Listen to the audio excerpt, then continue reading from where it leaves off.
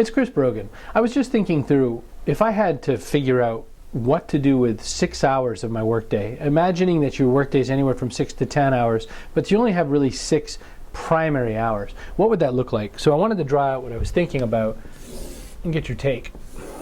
So imagine, let's see, how do we line up there? You can see it.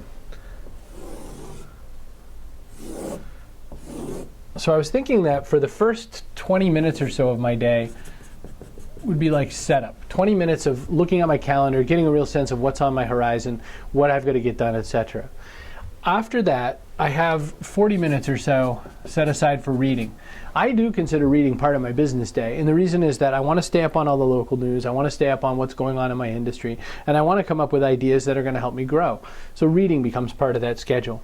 Then I want to think that I need an hour for production, just pure production, not tweeting and doing stuff, not answering emails and doing stuff. In fact, close that all down and work on producing.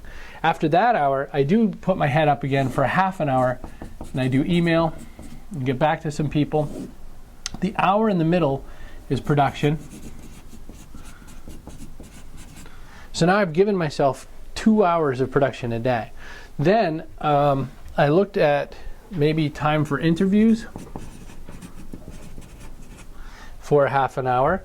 And then I have an hour here that spent 20 or 30 minutes commenting, and then 20 or 30 minutes publishing. So by commenting, I mean going onto other people's sites, leaving comments, commenting back and forth with people on my blog, the whole basic process of two-way conversations. And then publishing, getting my stuff distributed to all those various places. I sometimes waste my production time getting stuff packaged together for publishing, so I think I should break that out into its own thing. Then in that last hour,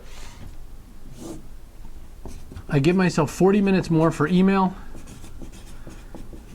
and then I give myself another 20 minutes at the end of the day for prep. So the whole idea is that through this process, this is a 6-hour grid, and that if I could try to work myself to manage those times and those grids, because I am in control of more of my time than most people are, that's maybe one way to go through the process. Notice that that's 6 hours. That means I have extra time to do some fitness, I have some extra time to spend talking to people in a social setting outside of those 8 hours. I don't presume that this is the typical 8.5 or 9 hour day. This is just the 6 that I want to work on my business.